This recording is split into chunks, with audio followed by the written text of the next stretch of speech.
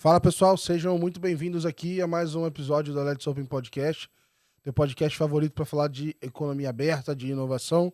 Eu sou o Gabriel Pereira, eu escrevo semanalmente para vocês na newsletter da Let's Open, né? Então quem ainda não assina, assina lá na letsopen.com.br e você vai receber ali uma curadoria de tudo que tá rolando, de mais interessante, bastante meme e análise. Então, enfim, toda segunda-feira bem cedinho eu publico ali para vocês. E seguindo aqui a nossa toada, agora já ultrapassamos a marca de 50 episódios aqui.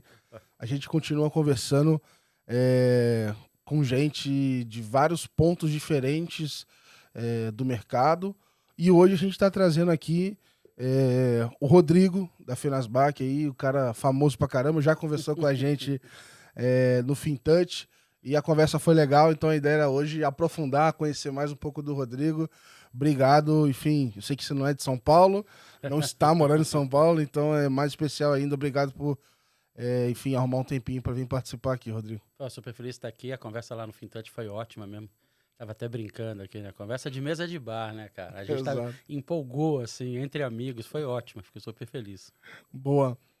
Então, Rodrigo, eu queria começar realmente sabendo, cara, quem que é você? Então, além de bom de conversa, da onde é que vem o Rodrigo? Sem falar de trabalho, né? De onde é que vem o Rodrigo? Um pouquinho da sua história. Cara, sabe que eu brinco? Eu falo que eu sou goiano do quadradinho. Aí as pessoas ficam tentando se perguntar onde é, né?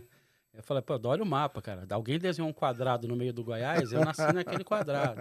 Eu falei, você é brasiliense? Eu falo, é.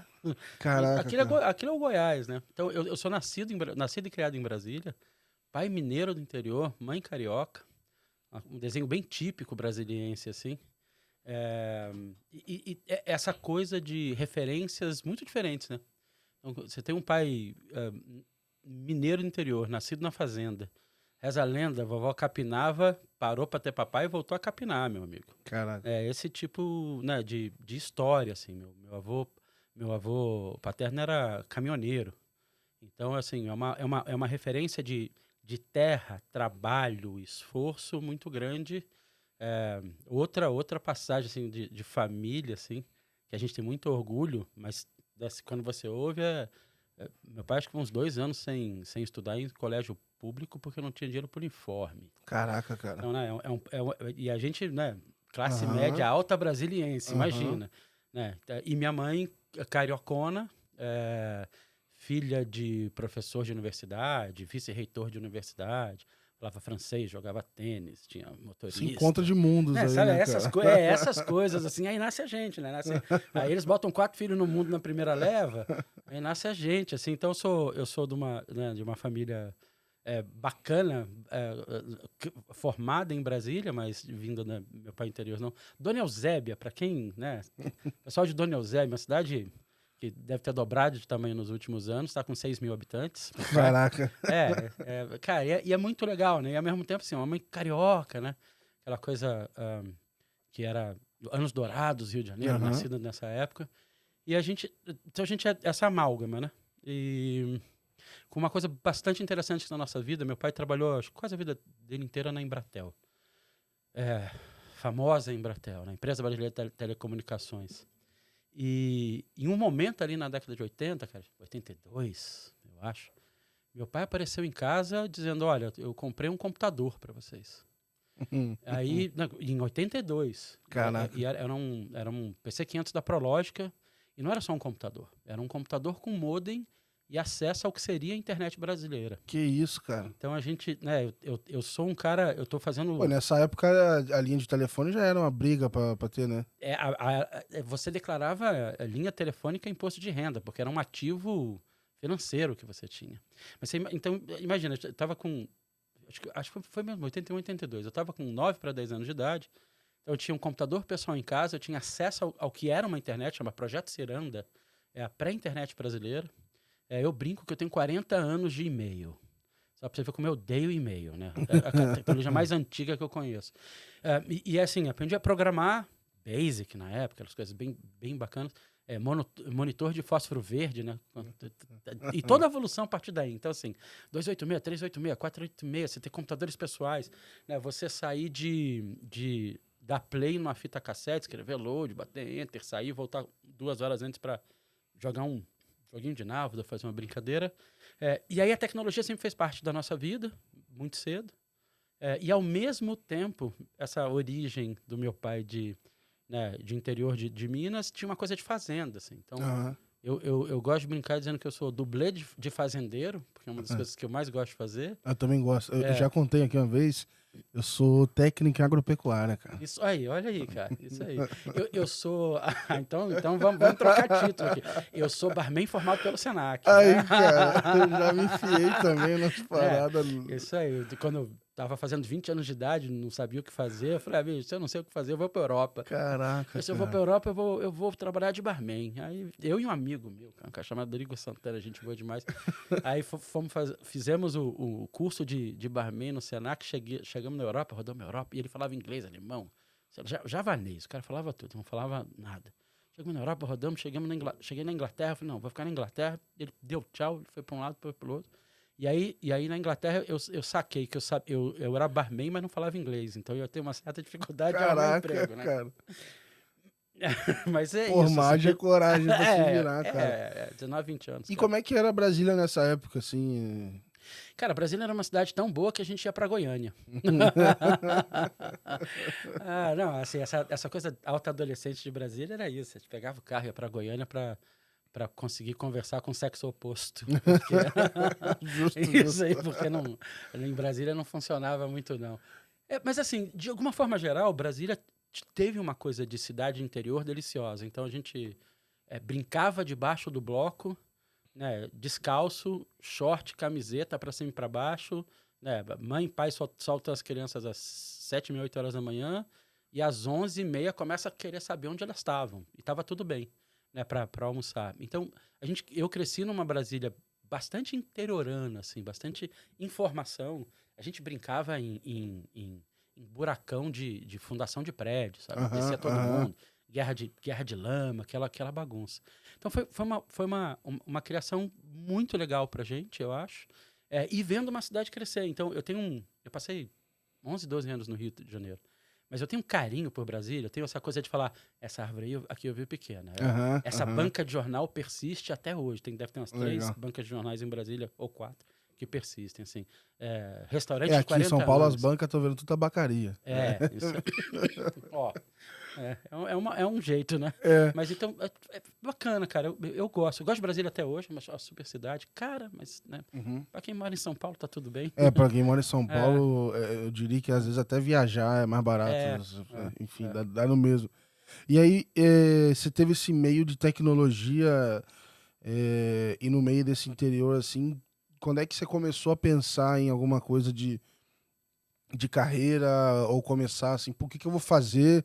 Foi antes de virar bartender ou foi depois? Como é que isso começou a aparecer na tua cabeça, assim? A minha carreira me achou. Sabe aquela coisa que o pessoal disse que quando você vai comprar o cachorro, é o cachorro que te escolhe? A minha carreira me escolheu, cara. Eu não escolhi minha carreira, não. Eu tava num momento, umas passagens de vida, né? Eu sou dos caras mais calmos, mais tranquilos do mundo. Não implico com ninguém, não quero brigar com ninguém, nem nada. Mas eu vi, cara, um cartaz assim em Brasília, tipo, produza cogumelo e fique rico. Aí eu liguei pra tirar satisfação, cara. A coisa que eu nunca fiz na vida e nunca voltei a fazer, assim. Liguei pra tirar satisfação, sabe, assim, do cartaz. Não pode escrever isso. Eu não sei o que me deu no dia. Né? Não pode escrever isso. Você tá enganando as pessoas. Ninguém fica rico. Se tu resolve fazer isso hoje, você não faz mais nada da vida. Mais nada porque o que tem de propaganda... Isso aí. Invista em criptomoeda e ganha até 220% ao ano. É isso daí, aposta. E aí, olha que coisa engraçada. Quando eu liguei, a pessoa falou, não, meu senhor, mas o cogumelo é de verdade, o senhor pode olhar na internet. Eu lembro muito que a pessoa falava internet, aquilo me marcou. E eu conhecia a internet, né? Eu usava a internet. E aí eu fui olhar na internet, o cogumelo realmente existia, era um cogumelo medicinal brasileiro, que o japonês comprava. Tu acredita, cara? Eu fui produzir isso. Caraca. Aí falou, então eu vou fazer. Então eu vou ficar rico produzindo cogumelo.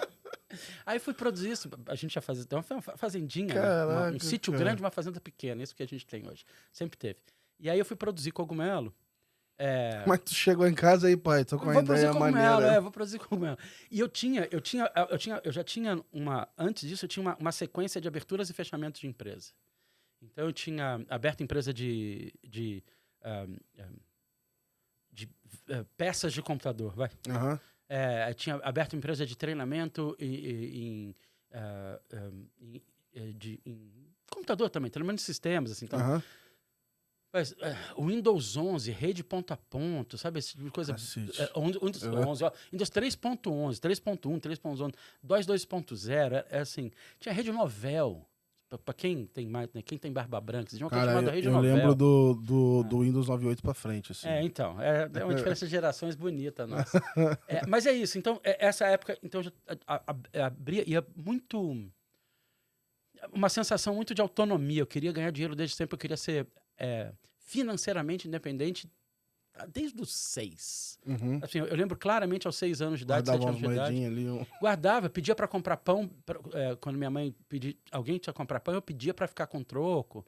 Pegava queijo que meu pai trazia da fazenda, vendia para as vizinhas. Eu lembro que em determinado momento, e é engraçado isso, eu guardava, toda vez que eu ia na padaria comprar, eu ganhava 25 centavos. Isso aí.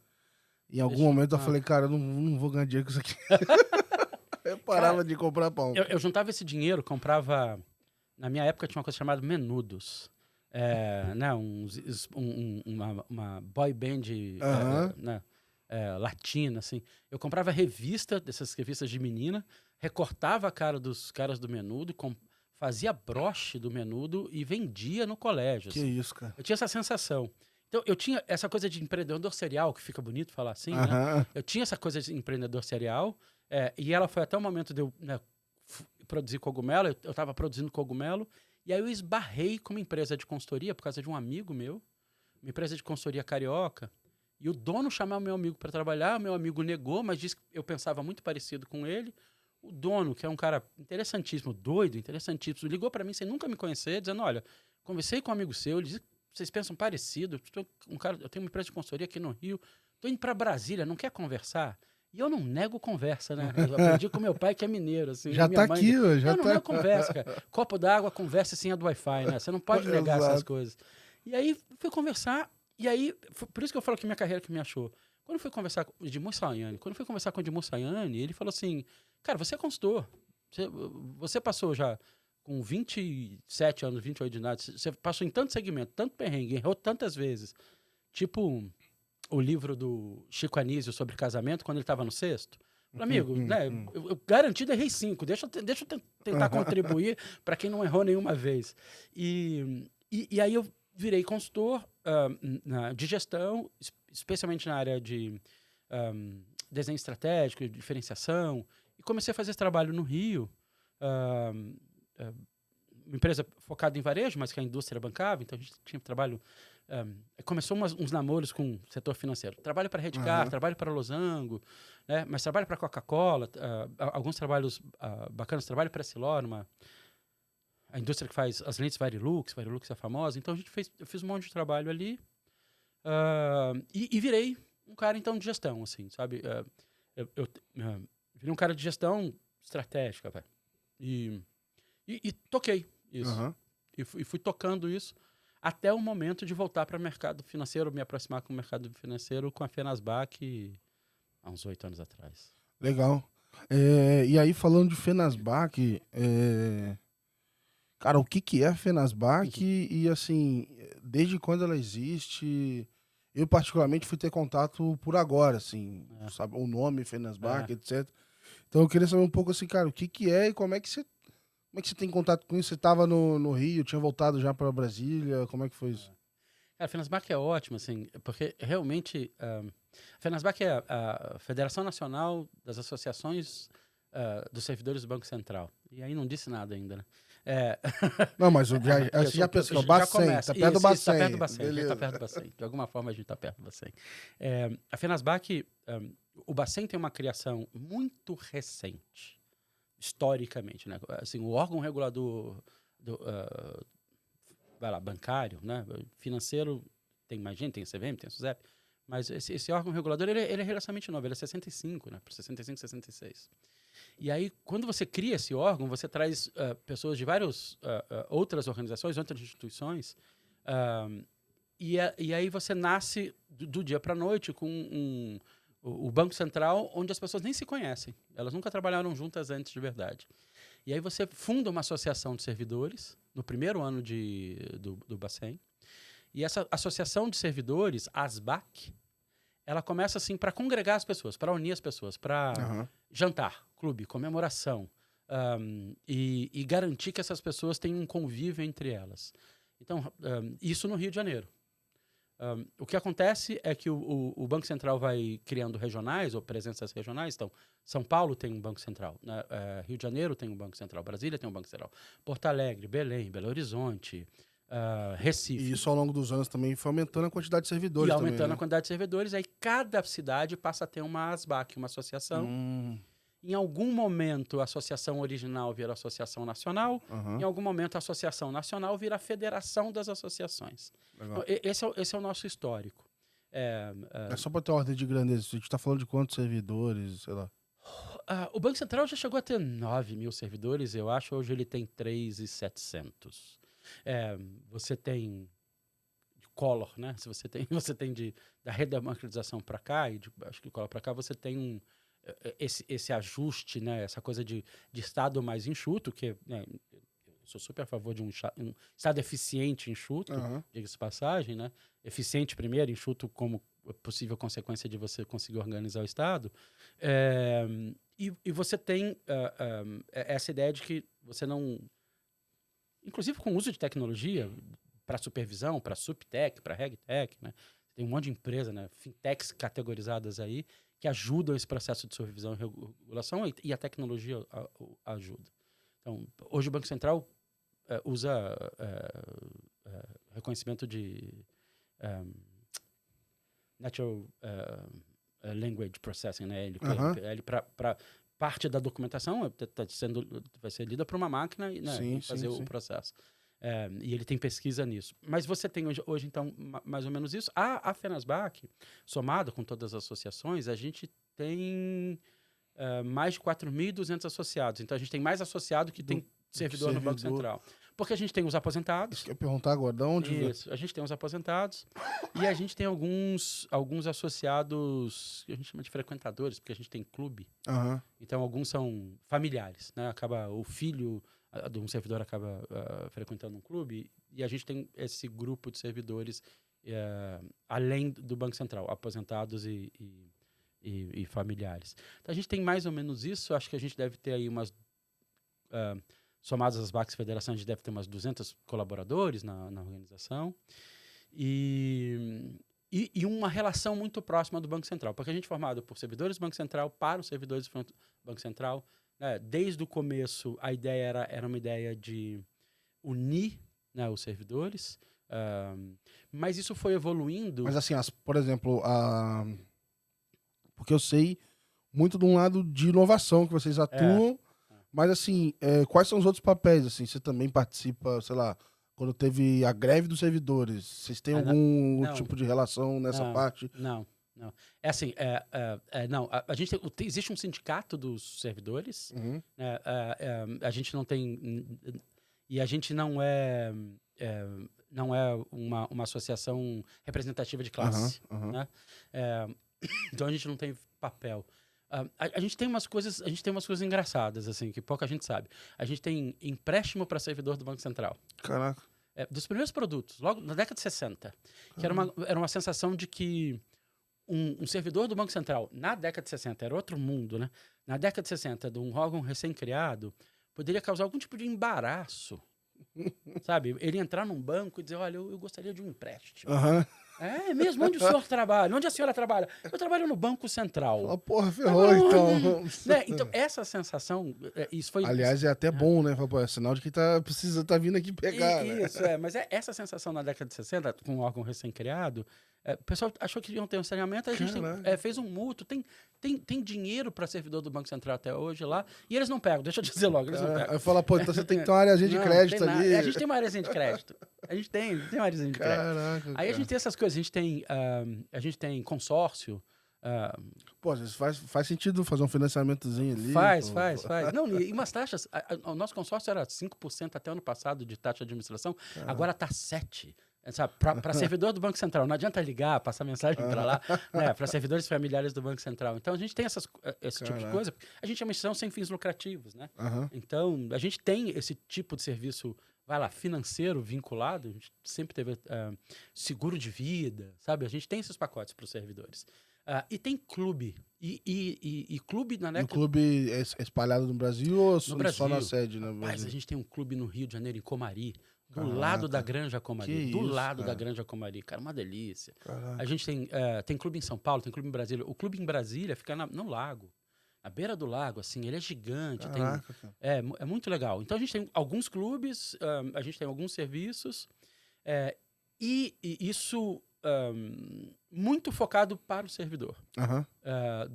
E familiares. Há coisa de uns 10 anos para cá, a Fenasbac estabeleceu um acordo de cooperação técnica entre a Fenasbac e o Banco Central, que diz mais ou menos assim, olha, toda vez que o Banco Central e a Fenasbac entenderem que tem iniciativas que podem fazer conjuntas, que ajudam ao sistema financeiro nacional a ser mais inclusivo, mais moderno, elas podem fazer elas podem ter essas iniciativas, desde que não onere o Banco Central. Então, desde que não tenha custo para o Banco Central. E a gente vem tendo algumas interações com o Banco Central por causa disso. A gente fez um prêmio Banco Central de Economia. A gente fez um concurso de aplicativos com uso de dados abertos do Banco Central, né? É que quase assim, vou falar da maneira bem rudimentar aqui, mas é quase que vocês viram um braço de ventures, de inovação do Bacen. É engraçado porque não nasce assim, mas eu acho que vai evoluindo para isso. Porque como a gente começa a se aproximar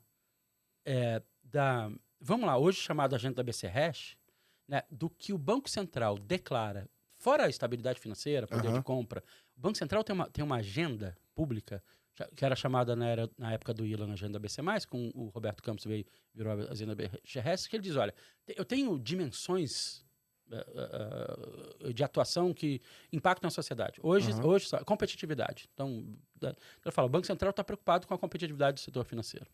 E aí, os termos são lindos, não é competição, né? É competitividade. E o Roberto Campos tem uma fala muito legal, recente. Ele fala, Roberto, perguntar para ele, Betão, né? Não é um problema, a gente está centralizado, 5 maiores bancos, que representam 85%. Ele falou, rapaz, a questão não é a quantidade, né? A questão é a competitividade. Se os 5 estão competindo muito forte entre eles, tá ótimo. Se tiverem 3 competindo fortemente, tá ótimo. Se precisar de 300 para ter competição, tá ótimo. Então, eu acho que competitividade é uma dimensão super importante dessa agenda. Inclusão, né, no sistema financeiro, transparência do sistema financeiro, educação financeira e, recentemente, de 2020 para cá, a gente ganha uma dimensão nova que é a sustentabilidade financeira. Então, isso são coisas que a Fenasbac sempre se preocupou. Lembra, a gente é formado por servidor do Banco Central, isso está no sangue dessas pessoas, está no DNA dessas pessoas. E aí, como duas instituições não iguais, mas próximas, se entendeu que a gente podia fazer coisas juntos. Prêmio Banco Central. Quando o Banco Central foi fazer, quando a gente foi fazer com o Banco Central esse Cidadata, essa premiação de aplicativos de dados abertos, não tinha discussão de Open Finance aqui. E aí você falava, por que o Banco Central, junto com a Fenasbac, está dando um prêmio para quem usa dados abertos? Quer dizer, 5 anos depois você fala, tá aí. Jura que está vindo Open Finance, jura, né, que lá atrás, né, em algum momento saiu um comunicado, em algum momento saiu uma premiação. Então, eu acho que o regulador, ele age de forma sutil em alguns momentos, né? Mas tudo é sinal. Ele dá tudo é sinal. Acho que a CVM faz isso, todo regulador faz isso. E aí a gente acabou, em 2018, sendo chamado para fazer o Laboratório de Inovação Financeira. Legal. Mas assim, me ajuda a entender um negócio aqui, e aí eu vou fazer aqui o papel de curioso mesmo, porque assim, eu não sei, assim, a minha leitura é que, sei lá, nos últimos, talvez, 10 anos, sei lá, 12, intensificou muito a agenda de inovação. Sim. Mas a minha leitura, sei lá, quando eu penso nos servidores lá e tal, eu falo assim, cara, não sei, de repente dos 3.000, Eu tenho, sei lá, 2.700 que tem uma rotina. Isso eu penso, sei lá, igual quando eu trabalhei no banco. Uhum. Que estão envolvidos numa rotina que não estão presentes no dia a dia de inovação, vamos dizer assim. E aí você tem uma partezinha pequena que tá valendo para isso. E aí, de repente, na última década, Uhum. você tem muito mais gente engajada. De repente você tem a federação, né, que tá falando disso agora para representar todos eles e o pessoal achar forma de participar. Uhum. Como é que isso era? Ou o que mudou para esse negócio ficar tão quente e envolver todo mundo lá dentro? Porque hoje me parece que tem muito mais gente participando que, sei lá, eu imaginaria do que foi no passado, assim, sabe? Eu acho que acho que é bem preciso quando você fala 10 anos, porque tem um marco ali em 2013, mas a gente tem um marco anterior, 10 anos antes disso, que é 2002, 2003. Então, eu acho que quando você olha para esse movimento de inovação do nosso Banco Central, que é louvável, e agora é fácil falar. Né? Então, a gente tem prêmio internacional, o LIFT ganhou como o laboratório mais inovador de Banco Central do mundo, o Roberto Campos ganhou como presidente do Banco Central mais importante ou inovador do mundo. Então, você tem essa sequência que agora fica mais fácil entender. Mas dá pulo de 20 anos. O SPB brasileiro é uma revolução do sistema financeiro. Você criar o STR, o Sistema de Transferência de Reservas, você criar DOC, TED, meu amigo, é o Pix de 20 anos atrás, é a sensação de Pix de 20 anos atrás.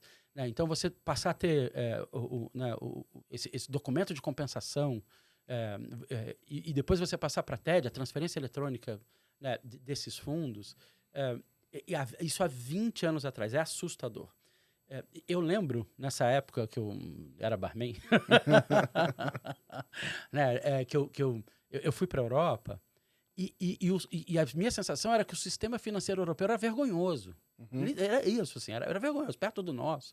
É claro que e a gente teve que lidar com a inflação, né? Mas hoje ainda é. Ainda é, perto do nosso ainda é. Outro dia a gente estava com discussão, falando assim, ser fintech na Europa é fácil. Vai ver ser fintech no Brasil, tendo Itaú Fintech, Bradesco Fintech. Esses grandes bancos brasileiros, eles parecem fintechs europeias, meu amigo. Então, ser fintech aqui no Brasil é mais difícil. Mas então você tem esse pulo, né? Acho que ali para 2002, 2003, 2002 SPB. E aí o Banco Central começa, eu acho que tem talvez uma clareza e uma postura de dizer: existem inovações tecnológicas importantes para o sistema financeiro, e eu vou liderar parte dessas inovações. E eu vou ajudar a padronizar, eu vou garantir coisa que a gente fala hoje, né? Padrão, interoperabilidade. Eu vou dar ritmo nessa agenda. 10 anos depois você tem, e aí a gente está falando de 2012 virado para 13, você tem que ter a criação das IPs, do e-money.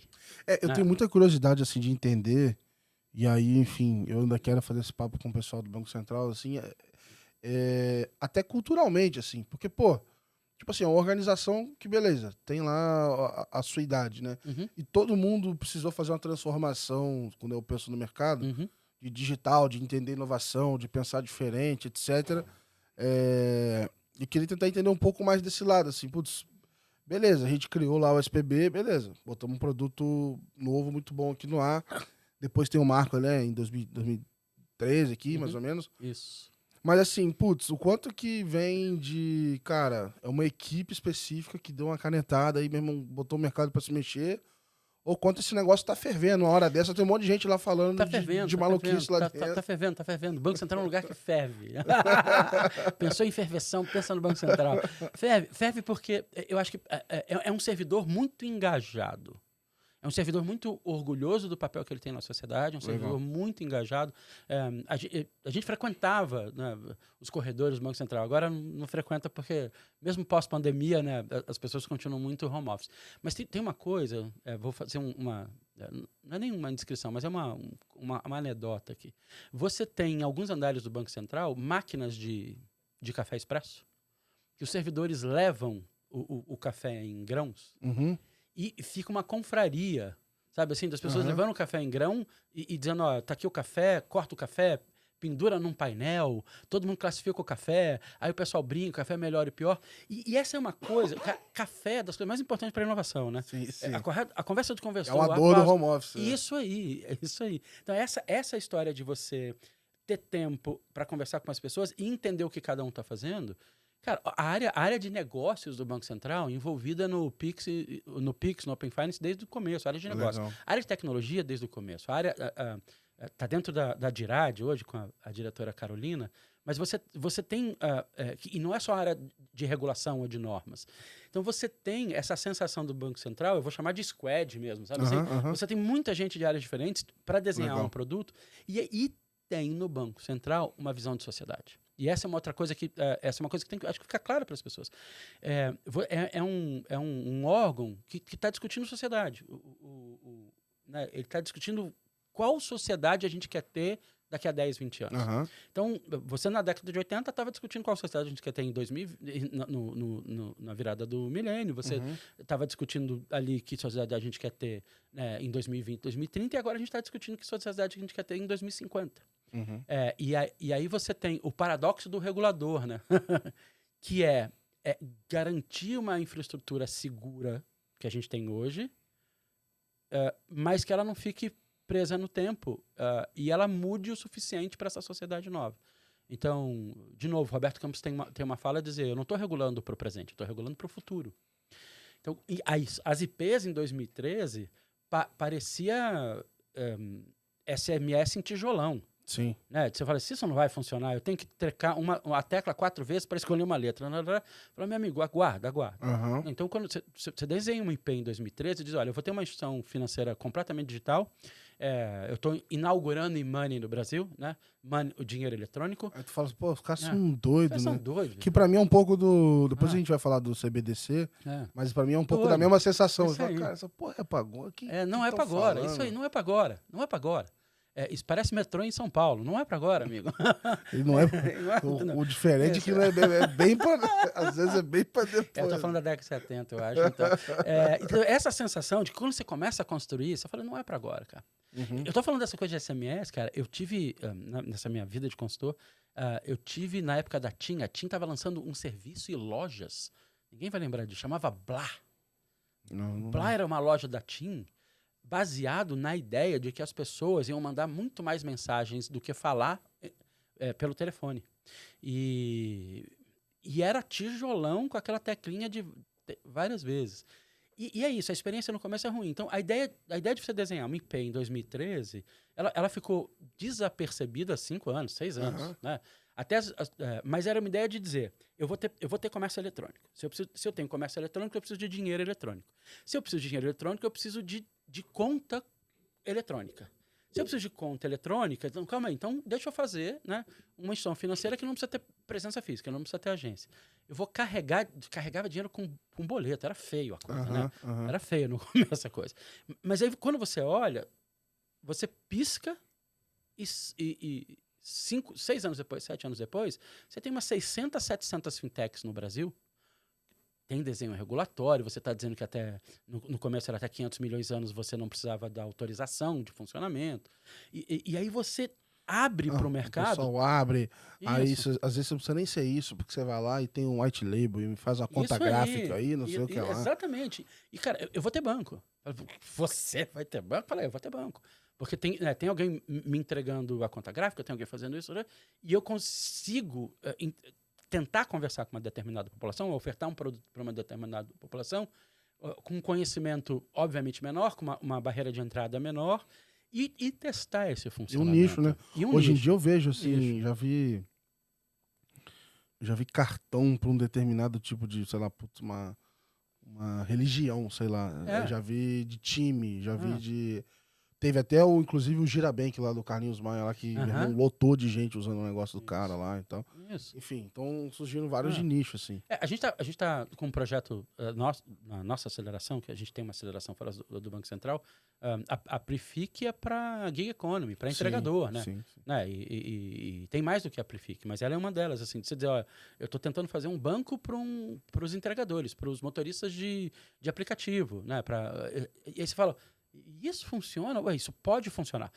Sim. Essa é a grande questão. E aí o Banco Central abre isso em 2013. Então, você tem esse pulo. E eu acho que de 2019, 20 para cá, você tem uma coincidência histórica, que a gente estava desenhando um sistema de pagamento instantâneo quando chegou a pandemia. E o sistema estava pronto. E aí, a partir desse momento, você não tem dúvida da capacidade do Banco Central de entregar um produto importante para a sociedade, num momento importante para a sociedade. E aí fica E foi um... Como é que eu posso dizer? É um produto que o Banco Central entregou e influenciou e puxou a rédea para todo mundo entregar.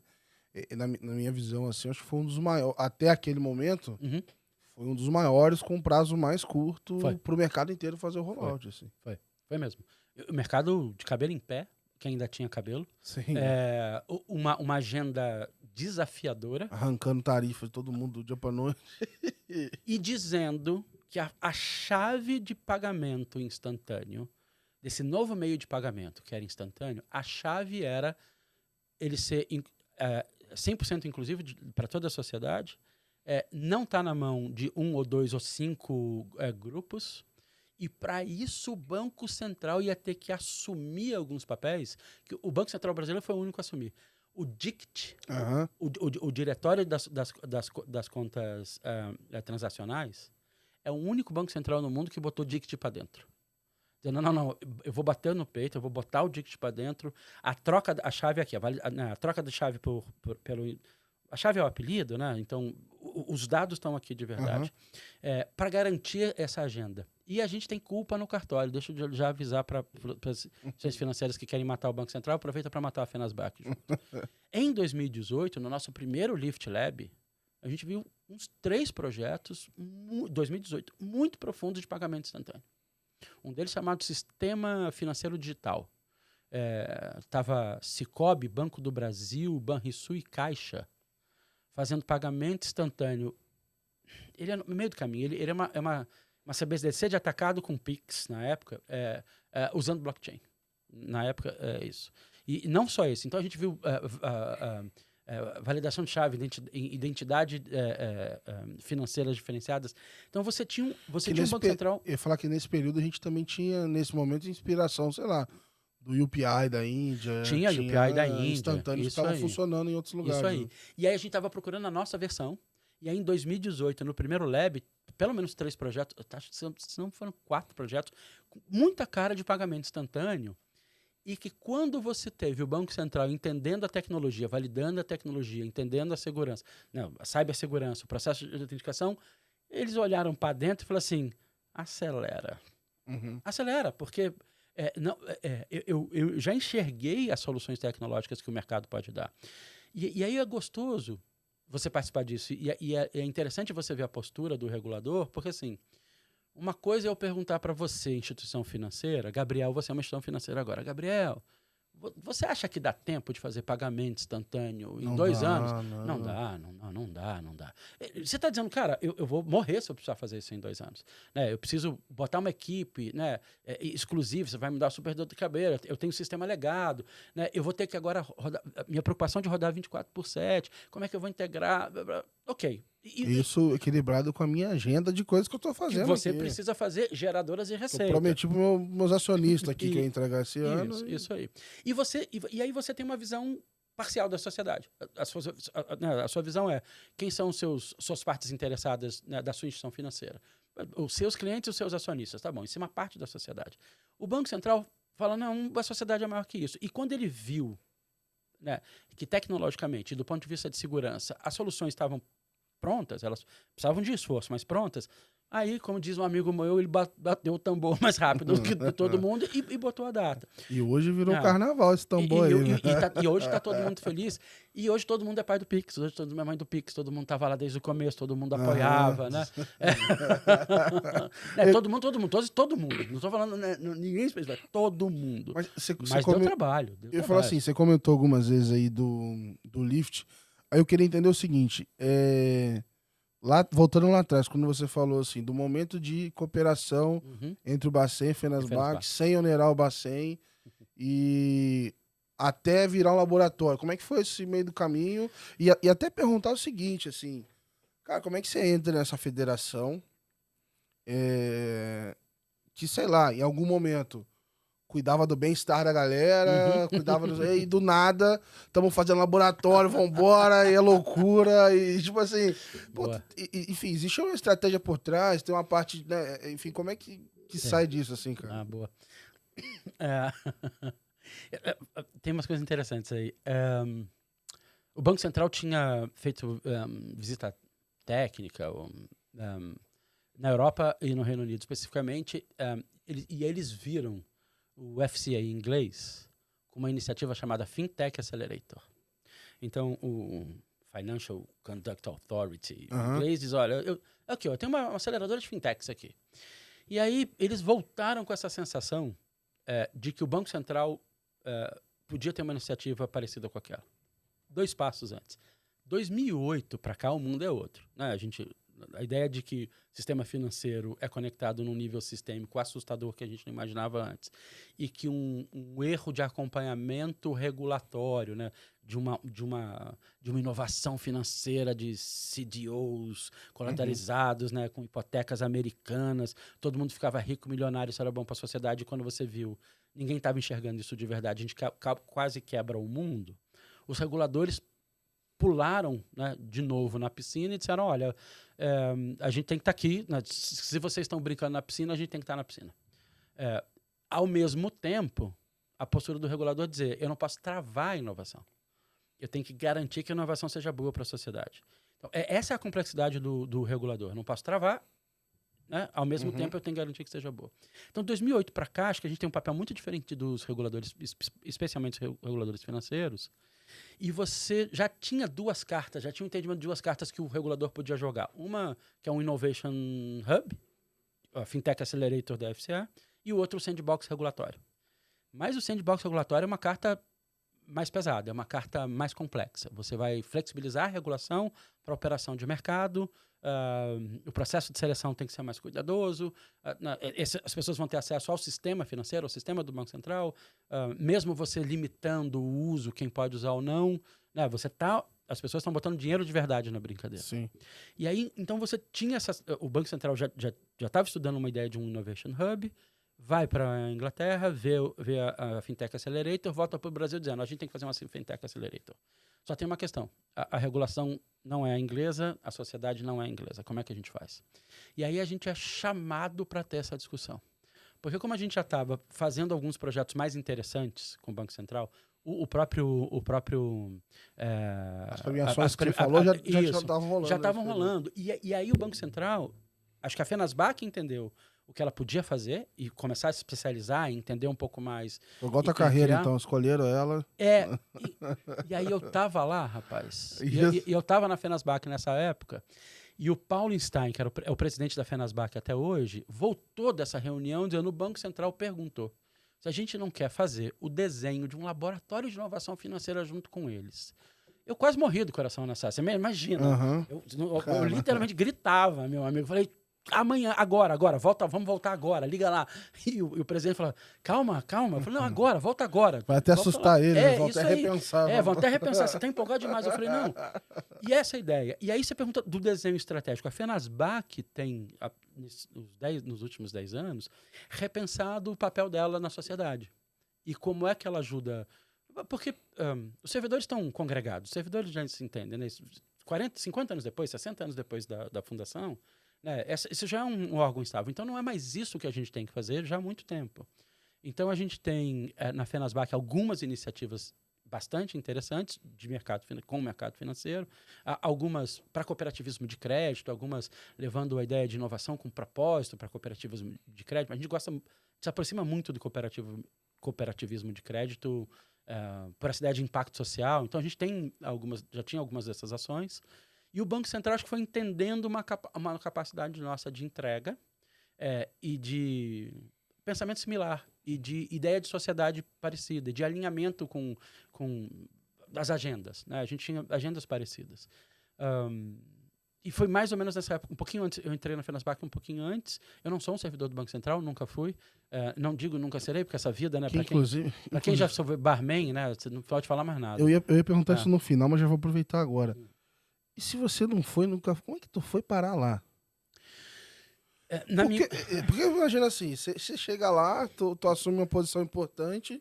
Mas não começou assim, não, né? Tripla porta dos fundos, meu amigo. Mas, tipo eu sentei assim, no fundo, pode ter certeza. Mas assim, eu fico pensando assim, pô, os caras olham lá e falam, pô, eu sou servidor, mas que esse cara aí? De onde que ele veio? Assim? Não, tem um estranhamento, tinha um estranhamento maior, acho que agora as pessoas acostumaram com a Fenasbac, comigo, mas eu entrei na Fenasbac, assim, o resumo.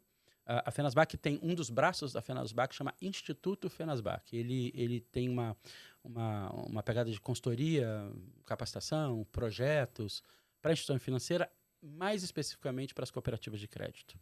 Atualmente, ele tem um programa chamado Recipe, acho que é o maior programa do Instituto hoje, que é o Reconhecimento e Inovação com Propósito. Tá?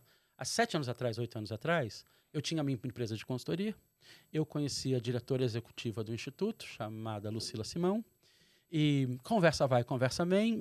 Mostrei para ela, né, o que eu fazia de consultoria. A gente teve, sei lá, 2 encontros antes.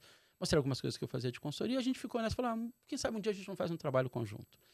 E aí o Cicobi pediu uma capacitação, o Cicobi pediu um desenvolvimento de planejamento estratégico, acho que foi isso. Uhum. E aí eles me chamaram, Rodrigo, você faz, é uma das suas especialidades, você faz planejamento estratégico, você não quer fazer o planejamento estratégico do Cicobi, ou participar com a gente do planejamento estratégico do Cicobi. E aí eu fui participar do planejamento estratégico do Cicobi. E sabe essa coisa de funcionar? Uhum. A coisa encaixou, a coisa funcionou, assim. E aí eu fui fazer o segundo projeto, eu fui fazer o terceiro projeto como parceiro. Eu fui fazer o quarto projeto, sei lá no 10º projeto, alguém perguntou, você não quer vir para cá? E eu fingi que não. Não sei. Fez igual o laboratório. Vamos. Falei, não sei. E eu já estava apaixonado pela instituição. E eu já estava apaixonado por poder pensar a sociedade. Eu tive a sorte de pegar um movimento de mudança social fortíssimo antes da maioria das pessoas, que é essa história de ter um computador pessoal com acesso ao que seria a internet na década de 80. Então, essa minha sensação, eu falei, a gente está vivendo a mesma coisa. Quando eu olhava a ideia de dinheiro digital, criptomoeda, sabe? Eu já estava seguindo aquilo, DAO, como eu fui apaixonado por DAO durante algum tempo. Né? Eu falava, DAO vai acontecer. Né? Tipo, a busca da felicidade. Né? A busca, não é a felicidade, é a busca. Mas, então, eu já estava envolvido mentalmente ou interessado, né, como um leigo bastante curioso e lendo muito. E aí, quando eu vi essa oportunidade, eu falei, cara, agora. Aí eu entrei, ainda numa área de capacitação e desenvolvimento e consultoria para a instituição financeira. Quando teve a reunião com o Banco Central, eu fui desses que quase desmaiei, falava, a gente precisa fazer. Sugeri a criação da área, né? E aí parece jogo de carta quando você pergunta de quem é a vez, fala de quem pergunta. Então, como eu sugeri a criação da área, e tenho esse histórico de tecnologia, entendo um pouco, né, entendi um pouco o que estava acontecendo, eu fui escalado para ser líder da área. Legal. Então, eu fiquei como head da área de inovação da federação até esse ano, e esse ano eu fui agraciado com o cargo de diretoria. Legal, cara. Dentro da federação. Mas foi isso, assim. Então, foi esse histórico de consultoria na área de gestão estratégica para a instituição financeira e aí... E os labs nasceram tudo nesse período. Aí foi, 2018, nasce o primeiro lab. Já era com o nome de Lift... Chamava só Lift, não chamava Lift Lab. Porque agora o Lift virou uma franquia, né? Franquia é ótimo, né? Spin-off, né? Um monte de spin-off, assim. O Lift nasce só Lift. Laboratório de Inovação Financeira e Tecnológica. Lift acabou. E a gente só chamava de Lift. E aí você começa a discutir internamente algumas coisas. Uma das coisas que a gente discutia, pensando em sociedade, é a história da tripla hélice da inovação. Tem a quarta, a quíntupla, mas a tripla hélice é um conceito inicial que, para mim, ele é suficiente. Se quiser falar da quinta, não tem problema. Para que a inovação funcione em qualquer lugar, nos Estados Unidos, em Israel, na China, não interessa, amigo. Você precisa ter 3 componentes para esse avião subir. Né? Uma hélice é o inovador, é o segmento privado, é o mercado. Então, tem que ter gente disposta a correr risco. E desenhar modelos inovadores em alguns momentos, anti-status quo, anti-desenho de sociedade. Em alguns momentos é isso mesmo. Alguns complementares, alguns otimizando, mas em alguns momentos fala, bicho, ó, tá tudo errado, a gente tem que recomeçar. Então tá aqui, essa é uma perna. A outra perna é o governo, é o regulador. Não existe inovação sem uma posição do governo. O governo faz coisas maravilhosas, inclusive o governo é o único tomador de alto risco do começo da inovação. Se você vai olhar a pesquisa básica, a pesquisa aplicada, né, as provas de conceitos iniciais, isso está tudo acontecendo nas grandes faculdades, todas elas de uma forma ou federais, ou estaduais, ou financiadas com dinheiro público. De novo, hein? Israel, China, Estados Unidos, Brasil. Esse é o desenho de inovação no mundo. Tá bom, então você tem duas hélices ali já rodando no Lift Lab, você tem duas hélices. Você tem o mercado, os inovadores, e você tem o governo sendo representado pelo órgão regulador, o Banco Central. Que, por sinal, no mercado mais regulado que existe, é bom você combinar o jogo com o regulador. É bom que você combinar um pouco, pelo menos, a inovação com ele. Porque a boa vontade dele faz toda a diferença se vai existir aquilo ali ou não, né? E o regulador, de forma geral, é um cara que fala assim, olha, eu adoro surpresa quando me contam antes. Né? Ele não tem problema com a novidade, ele não gosta de ser pego na véspera da novidade. Então, se você explicar, falar, ó, vamos fazer uma festa surpresa para você, ele fala, vamos? Quando vai ser? Então, essa ideia que a gente já tinha essas duas hélices, mas faltava uma hélice que é a academia, que são as instituições de ensino. Quer dizer, onde estão os alunos, professores, pesquisadores que geram essa pesquisa básica aplicada de finanças no Brasil? E cadê a experiência de trabalho, né, real desses alunos de economia, de direito, de programação, os devs, os desenvolvedores, os de design? Porque quando você sai com uma formação de mercado financeiro, de economia, você não entende nada da tecnologia que está por trás. Sim. Você sai com uma formação tecnológica... Você ainda não entende também do negócio. Isso. E você sai com uma formação tecnológica, você não entende nada de mercado financeiro. E aí, imagina, você vai precisar 2 anos, 3 anos apanhar, né, para entender. E você pode causar essa experiência agora. E aí, nesse momento, nessas discussões, a gente falou, então a gente tem que fazer um lift que tenha alunos, professores, pesquisadores, trabalhando em casos reais de instituições financeiras. Tá bom. Isso aí virou uma formação, né? Uma formação. Aí você fala, qual o nome? Aí fala, lift o quê? Aí alguém fala, lift learning, porque tem aprendizado. Tá ótimo. E não pode ser lift geral. Então chama esse de lab. Né? Então você teve o lift, que nasce lift, passa a ser chamado lift lab, ou laboratório, e o lift learning é esse ad hoc, caso a caso, instituição financeira, faculdade a faculdade, que a gente vai fazendo o matchmaking. Tem um amigo meu que eu acho que ele entrou em algum do learning de cripto, eu acho, ele até me recomendou. Tá rolando agora um learning de cripto. Até falei com ele, falei, cara, cripto é uma confusão. Toda vez que eu começo a tentar entender, eu me sinto muito burro, porque é tudo muito abstrato para mim. E quando eu vou procurar informação, eu não confio em nada de que eu leio na internet. Por onde que eu vou? Aí ele falou, cara, dá uma olhada aqui no Lift, não sei o quê, que é um negócio legal para você aprender também. A gente abriu, o professor Ricardo Paixão está à frente disso agora, ele está coordenando essas iniciativas. A gente abriu um curso para dev de Web3 DeFi. Porra, que maneiro. Então tem toda uma... e o curso super bem estruturado. O pessoal deve dar tapa na cara pra contratar a galera, né? Não, duas coisas legais. A primeira, assim, quando a gente abriu o curso, 5.000 inscritos. Cacete. 5.000 inscritos, assim, pra ser dev de DeFi, dev de Web3. Ou dev, mais especificamente, dev de contrato inteligente em EVM usando Solidity. E COBOL. COBOL, o cara tá bem. Sim, porque tem pouquíssima gente que sabe. O cara de COBOL não brinca com o cara de COBOL, não. Ele ganha mais do cara de Solidity. Mais que o cara de R, de Python, né, velho? Eu até brinco com o pessoal aqui que na época da pandemia, o pessoal fez um andar ali protegendo todo o pessoal mais velho que sabe de COBOL. Se essa galera passar mal, acabou. Sistema legado em COBOL, em sistema financeiro, é o que há. Né? Mas então você tem isso e você tem o Lift Learning assim, e é muito bacana porque você tem gente dando aula que não tem nem forma física, a pessoa, né, tá o avatar dela lá, não quer ser identificada. Caraca. É muito legal. E você esse tipo de de cripto raiz, né? E você tem o Fábio Araújo, que é o coordenador do Real Digital, acabou de dar aula nessa semana no mesmo curso. Que maneiro. E curso de Solid, de programação. Ele lá e os caras de avatar pixelado. Isso, avatar pixelado, né? Dizendo, né? Caramba, cara. Mas é bacana porque esse espaço de inovação e experimentação que o regulador se coloca, com a ajuda da Fenasbac, muito obrigado, a gente está super feliz com isso, mas ele se coloca. E aí, então a gente estava com o Lift Lab, Lift Learning, e esse ano, né, em algum momento, alguém pensou assim, vamos acelerar a CBDC brasileira? E não foi só o Brasil que pensou assim, né?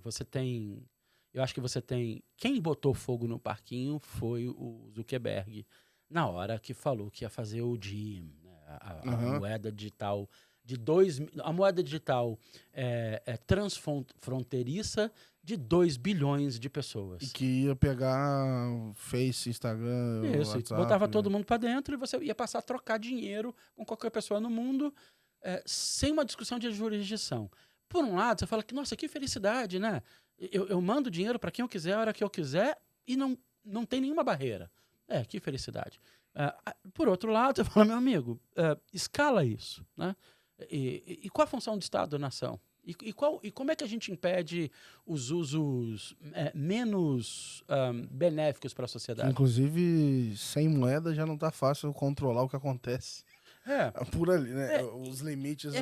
E repara, é claro que essa discussão tem em qualquer moeda digital privada, criptomoeda digital privada, tá. Mas você tem uma escala inicial de Bitcoin que quando você olha risco sistêmico, né, para a população da Terra, até o Facebook se mexer, você estava dizendo, tá tudo bem. Quando o Facebook se mexe, você fala, não, tem uma questão aí. É que antes tem uma questão. Eu não lembro quando é que foi exatamente que ele anunciou, mas a gente estava passando por um período onde, sei lá, JP Morgan parou de bater e começou a falar, opa, peraí, a gente avaliou, talvez a gente tenha avaliado errado. Você começa a ver algumas empresas incorporar isso no balanço. Você fala, caraca, esse negócio tá ficando... Aí um monte de banco central falando. Fala, pô, esse negócio tá ficando sério. E eu acho que você tinha... Acho que talvez você tivesse... o pessoal acho que de inovação chama isso de sinais fracos. Então você tem que estar percebendo... O Facebook não é sinal fraco, né, cara? Quando uma empresa daquela escala diz que vai ter a moeda própria, você fala, amigo, não tem mais discussão sobre sinal fraco por sinal. Todo mundo grita pro Facebook, não vai ter. E agora você elevou o nível da conversa. Então, se a sociedade quer isso, se a sociedade precisa disso, e tem ganhos, obviamente, para a sociedade, é óbvio que entre um SWIFT, né, e uma blockchain, um Bitcoin, um Ethereum, meu amigo, para transferência de fundo não tem conversa. Agora, tem uma coisa no meio do caminho, não só pela rapidez, tem um monte de coisa, né, embutida de... porque não é só, nunca foi só transferir o dinheiro, né? Tem um monte de coisa envolvida. A ideia de você, a guarda de valor, né, e você dizer, olha, os estados desvalorizam a moeda propositalmente, né, e a maioria deles erra a mão, de tempos em tempos ele erra muito a mão. Uma coisa é você dizer, você desvaloriza 2% ao ano, que é o que... os membros da OCDE gostariam, né? Para você dizer, isso é um estímulo econômico suficiente para as pessoas gastarem, investirem e não só pouparem 2% ao ano. Então, né, o 100 tem que valer 98 no ano que vem. Isso é um desenho de sociedade. Às vezes dá uma acelerada. Às vezes dá uma acelerada, às vezes o 100 vale 20. Né? E nesses momentos, você tem uma sociedade preocupada. E em algumas vezes... Em 2008, com a crise econômica, o dinheiro de helicóptero, que tem um outro nome que é quantitative easing, né, que eu encharco para você gerar liquidez, salva um banco aqui. Tem um monte de coisa que aconteceu, que você tem uma desvalorização maior do dinheiro. Aí você começa a ter essa discussão de dinheiro como guarda de valor, moeda nacional como guarda de valor, que pode não ter sido a melhor experiência em um ou outro país, passa a não ser uma boa experiência de forma geral, as pessoas começam a desconfiar do processo. Então você tem um monte de coisa acontecendo, e aí os bancos centrais dizem, e o BIS diz, né? Tem diferença de 6 meses, um relatório do BIS dizendo, né, a gente não precisa se preocupar com isso, 6 meses depois fala, a gente está demorando a olhar isso de verdade. E aí você começa a se preocupar, mas eu acho que corretamente. E eu vou dizer por quê. Muito tempo atrás eu ouvi uma frase que eu gosto, eu não sei nada de direito de verdade. Mas a pessoa falou, não, direito como fato social. E eu uso essa como se eu soubesse falar o que eu estou sabendo o que eu estou falando. A partir do momento que a sociedade usa aquilo, se apropria daquilo e diz, isto é bom, bem, é melhor que você que está tentando criar esse tecido social, assuma e veja qual é a melhor versão disso. Então, se você tem uma sociedade interessada no que um dinheiro, uma criptomoeda digital traz, é melhor que você entregue, no mínimo, boa parte do que ela traz, porque senão é ela que vai ser usada. Eu particularmente fico com um pé atrás, geralmente, com essas visões super radicais de que, cara, tem que ser anarquista sem regra de nada, todo mundo anônimo. Isso aqui vai virar esse filme de apocalíptico lá de 2099, todo mundo é um puro avatar, outra terra, cara. Sabe que tem uma coisa que acho que tem... Uma das coisas que eu gosto e tenho tentado estudar cada vez mais, uma coisa chamada sistema adaptativo complexo, que é qualquer hora que o ser humano está junto, amigo, aquele sistema tem tanta interdependência que ele não se comporta de uma forma preditiva antes... Você não consegue entender antes o que vai acontecer. Esse é o grande resumo. Você consegue acompanhar, você consegue fazer experimentos e ver para onde eles vão. Tem uma coisa chamada efeito cobra, que é ótimo. Assim. Em algum momento da relação Inglaterra-Índia, de colonialismo, tinha cobra demais na Índia, e os ingleses falaram, olha, eu vou dar dinheiro toda vez que você trouxer as cobras aqui mortas. Se traz a cobra, eu dou dinheiro aqui para a gente acabar com as cobras na Índia. E aí o indiano, que não é bobo, passou a criar cobra. Eu vi. Né? E aí é exatamente o contrário que você quer. Algo que aconteceria tranquilamente no Brasil. Isso. Em qualquer sociedade, você diz, olha, é um incentivo. Isso, se você me der dinheiro para te dar cobra, você acha que você está acabando com cobra? Desculpa, eu vou criar cobra. E aí você passa a criar cobra. Aí o inglês teve uma ideia mais maravilhosa ainda. Falou, então eu não dou mais dinheiro. Aí o indiano falou, tá certo, solta as cobras, porque se eu não tenho dinheiro para pagar comida de cobra, sei lá, ratinho, seja o que for, eu vou soltar. Então tem horas, esses experimentos sociais em escala, e essa é uma grande das questões que a gente tem que discutir quando a gente está falando de criptoanarquismo, né? O liberalismo extremo, assim. Amigo, você tem certeza que isso em escala funciona? Porque 10 pessoas, ok? 10 mil pessoas, ok? 10 milhões, você começa a ter alguns problemas de escala. Quando você vai falar de 8 bilhões de habitantes no planeta Terra, eles escalam muito diferente. Então, a resposta, quando a ordem de grandeza de pessoas e nós, para falar um termo, né, envolvidos no sistema muda, o efeito da solução muda. De qualquer maneira, chamou a atenção suficiente para os reguladores no mundo, dizendo, olha, quais são os ganhos de uma moeda digital, 100% digital, quais são os ganhos de finanças descentralizadas, quais são os ganhos não só da descentralização, mas uma ideia de posse dos próprios dados e dos próprios ativos, quais são os ganhos de uma coisa que era muito primitiva no começo, que é o escambo, a troca de N para N, sem um intermediário de dinheiro, 2 mil anos depois, 10 mil anos depois, 50 mil anos depois, com essa tecnologia chamada blockchain e todas as suas variações.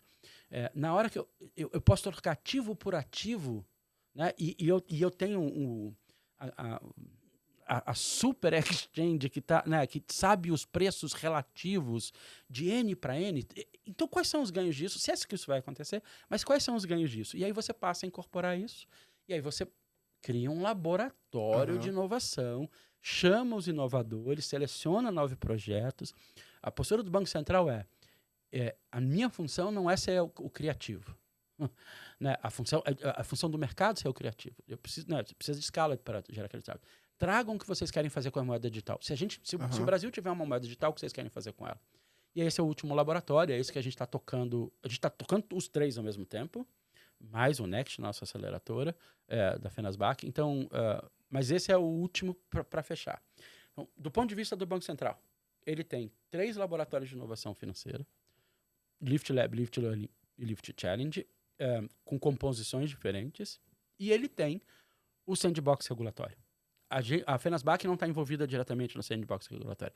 A gente acompanha, a gente gosta de saber o que está acontecendo. A gente acompanha pelos projetos, pelas conversas, mas a gente não está envolvido diretamente. Às vezes, sei lá, o cara que está lá, ele pode aparecer na aceleração também. Não, a gente tem projeto que passou pelo Lab e foi para o sandbox regulatório. Legal. Inclusive, a gente tem projeto que passou pelo o Lab do Banco Central e foi para o sandbox regulatório da CVM. Legal. Né, no meio do caminho. Então, mas a gente acompanha isso de perto.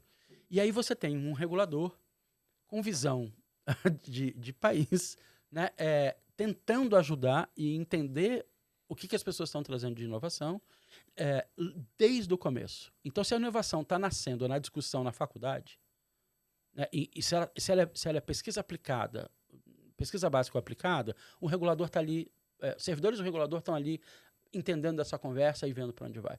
Ela sobe de maturidade, ela está sendo discutida agora como prova de conceito, protótipos funcionais, o regulador está ali ajudando a entender, a conversar e a debater sobre isso. O que significa que ele está aprendendo e se preparando, ele está aprendendo e sinalizando. E aí, você precisa criar uma moeda digital, o regulador está aqui, né, perguntando para o mercado o que você faria com uma moeda digital. Lembrando, o que você faria com uma moeda digital num país que tem dinheiro eletrônico resolvido há mais de 10 anos, e money, num país que tem pagamento instantâneo resolvido há 2, e hoje é o pagamento instantâneo mais aclamado do mundo, né? O que mais deu certo, o que escala mais rápido, o que botou 40 milhões de brasileiros para fazer a primeira transação eletrônica da vida, o que aumentou 16 milhões de CPFs nos últimos 2 anos. Então, quando você olha um efeito combinado, obviamente, de PIX, de pandemia no mundo inteiro e de PIX no Brasil, o que a gente conseguiu converter de inclusão, né, no sistema financeiro é assustador. Então, essa é a nossa sociedade. A nossa sociedade é uma sociedade avançada em desenho de sistema financeiro. Aí a pergunta é o que você faz com a CBDC. Sim. Né? Porque a China tem um desenho de CBDC diferente. A Suécia vai ter um desenho de CBDC diferente, a Austrália vai ter o dela, e o nosso é muito nosso, em particular. Mas aí, por exemplo, como é que vocês se mantêm atualizados, né? Então, dentro da Fenasbac, dentro do Banco Central?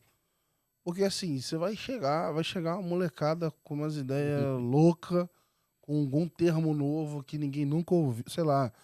Em algum momento o DAO era o novo, o DeFi era o novo, e dentro do DAO deve ter um monte de outro que eu nem sei o nome e tal, dentro do DeFi é a mesma coisa. Como é que vocês conseguem, vamos dizer assim, pô, beleza, eu entendo muito dessa base, desses princípios aqui, como é que eu me mantenho atualizado para continuar? Porque, de certa forma, cara, tem hora que eu fico, enfim, né, até no próprio Next lá e tal, tinha coisa que eu acompanhava e falava assim, cara, deixa eu abstrair a parte técnica. Deixa eu só entender se esse cara tá resolvendo um problema ou não. Se eu entender que sim, depois eu entro na parte técnica. Porque a parte técnica até assusta um pouco às vezes, cara. Primeiro, você é um mentor do Next e a gente agradece muito. A gente é super feliz com os mentores que a gente tem mesmo. A gente vive eu não quero filosofar demais não, hein? Nem bebi. Mas a gente vive numa sociedade onde a expansão do conhecimento, a criação de novos conhecimentos é mais rápido do que a categorização e entendimento dos conhecimentos criados. O que significa que não tem ninguém nesse momento que saiba o que está acontecendo. Ponto. Uma única pessoa. Então, não interessa quem sentar aqui na minha frente, a pessoa fala assim, eu sei tudo que está acontecendo de CBDC no mundo. Eu falo, não sabe. A única coisa que você não sabe, provavelmente você sabe mais do que eu, né? Ou pelo menos você tem mais coragem do que eu, mas você não sabe o que está acontecendo. Ninguém sabe tudo que está acontecendo no DeFi, Web3. Rapaz, o DeFi, o Web3 são conceitos em disputa.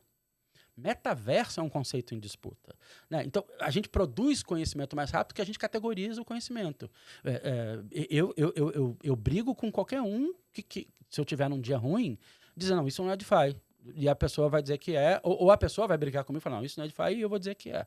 Então, a gente tem aproximações, né? Eu entendo mais ou menos o princípio, o que são finanças centralizadas, até que ponto elas são descentralizadas ou não, 3 pontinhos. Então, essas brigas. Então primeiro é impossível. E sendo impossível para um único ser humano, ou poucos seres humanos, o que a gente tenta fazer é literalmente ter uma equipe cada vez maior cada vez mais dedicada e ter conversa com pessoas inteligentes que saibam o que estão falando. Então, acho que é isso. Assim, toda oportunidade... as pessoas não sabem disso, nesse exato momento. Hoje é sábado, de tarde. Exato. Para quem está ouvindo, não vai fazer a mínima diferença. Vai estar ouvindo em qualquer lugar. Estamos aqui, sábado da tarde, conversando, tendo uma conversa inteligente, de troca. O que você sabe, o que eu sei, o que eu já fiz, o que você fez. Com quem você conversou. Você estava com o Luigi aqui, que é um cara que eu também adoro conversar. Né? O último podcast que eu vi foi com o Luigi, assim, da BIP. E é o tempo todo essa troca para a gente ajudar a construir com uma visão parcial. Eu adoro algumas passagens taoístas. Tem uma passagem taoísta que é simples e bonita, que é a história assim, não interessa o tamanho da pedra, você só está vendo um lado dela. Então, meu amigo, eu estou sempre com o meu ponto de vista. Quanto mais é a única certeza. É a única certeza. Esse é só o meu ponto de vista. Isso é o que eu consegui enxergar até hoje. Eu acho que a Fenasbac, e eu me sinto muito privilegiado de poder conversar com o Fábio Araújo, com o Aristides Cavalcante, do Banco Central, com o Rafael Sarres, com o Bruno Batávio. Quer dizer, quanto mais nome eu falar, menos nome eu falei, né? Você vai esquecer, vai faltar. Então, desculpa a todos os outros 80, porque eu deixar de falar o nome a partir de agora. Mas é isso. A gente está conversando com a AVE, com a Vert, com a Digital Assets, com a G&D, sabe? A gente tá, então, essa troca é muito intensa e as pessoas trazem visões diferentes, inclusive de países diferentes, jurisdições diferentes e processos diferentes, que a gente ganha. Então, acho que esse é o barato dos laboratórios de inovação, esse é o barato da inovação. Minha primeira palestra no Banco Central, uma coisa chamada Lift Day, que todo ano a gente junta todo mundo num Lift Day. Meu primeiro slide era assim, ideias fazem sexo. Né? E aí depois eu fiquei sabendo que eu não deveria ter projetado aquele slide. Principalmente na primeira coisa do Banco Central. Mas a ideia de que ideia faz sexo. Você tá lá até agora. Ideias fazem sexo, meu amigo. Ideias precisam estar juntas e procriarem, se misturar para sair uma coisa diferente. Então, toda vez que a gente conversa... foi assim mesmo.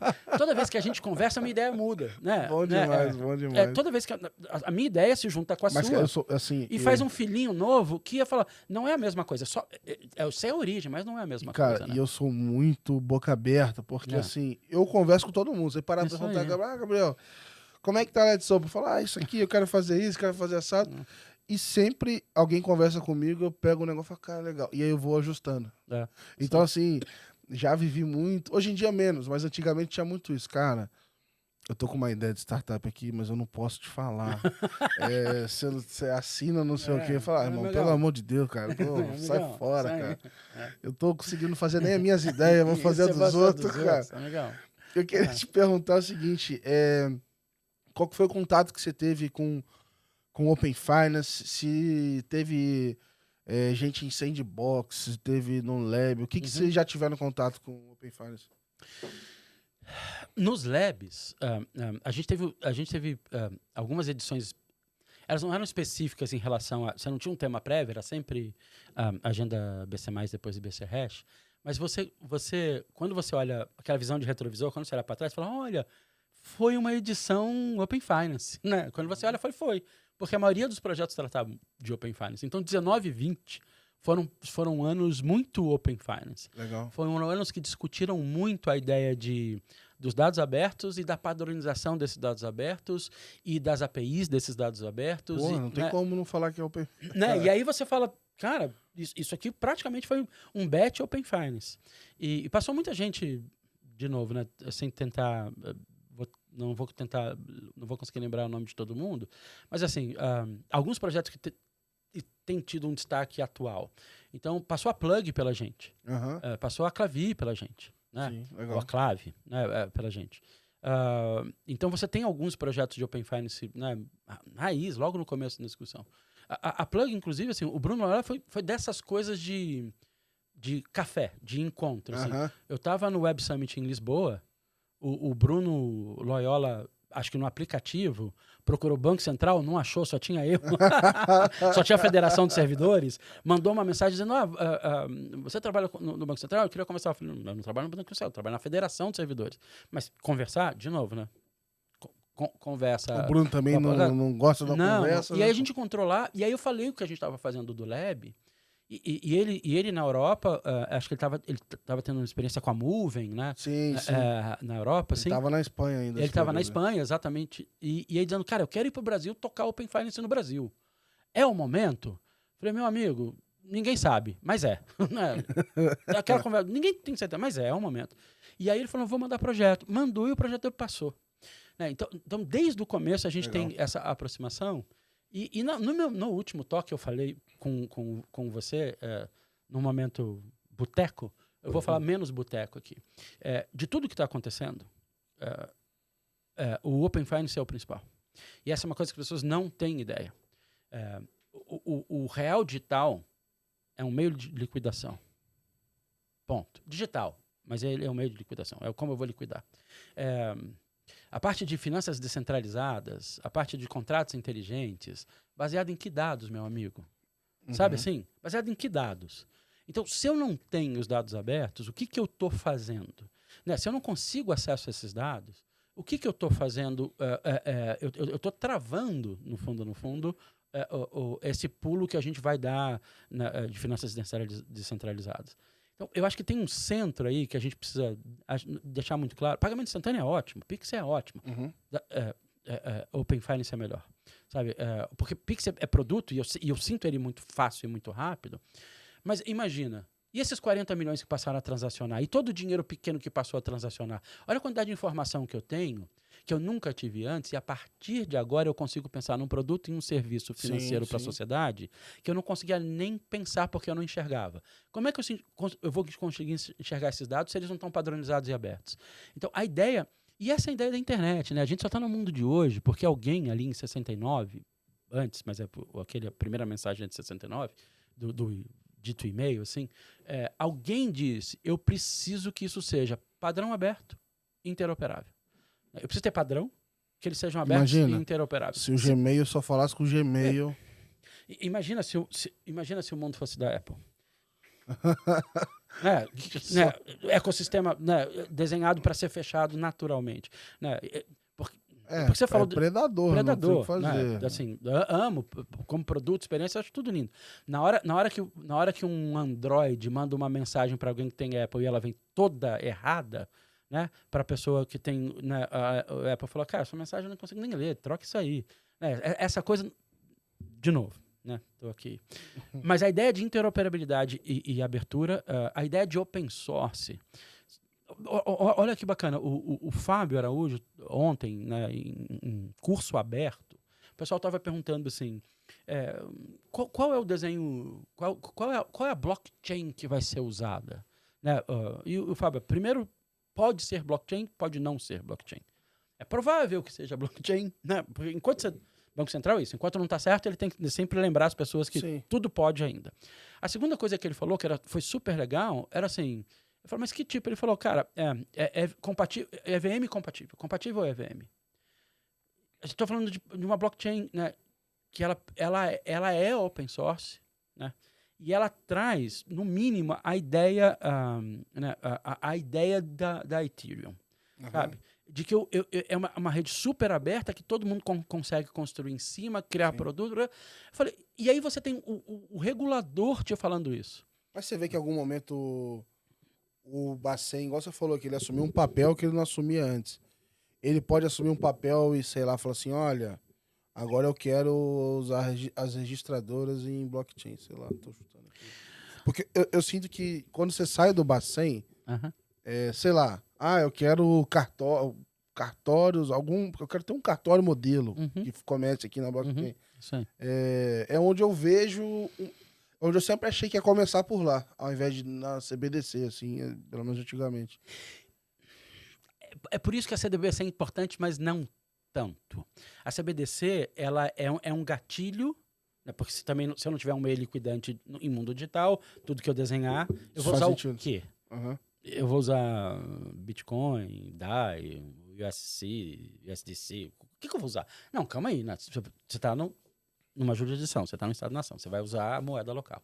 Então, eu preciso dela. Ela é condição sine qua non, né? Sem ela, não vou conseguir. Mas ela não é o mais interessante. O mais interessante é a ideia de pagamentos inteligentes, o mais interessante é a condicionalidade, a programabilidade. E o mais interessante é os tokens que rodam nessa rede que vão ser liquidados. E aí aí passa a ter um papel da registradora.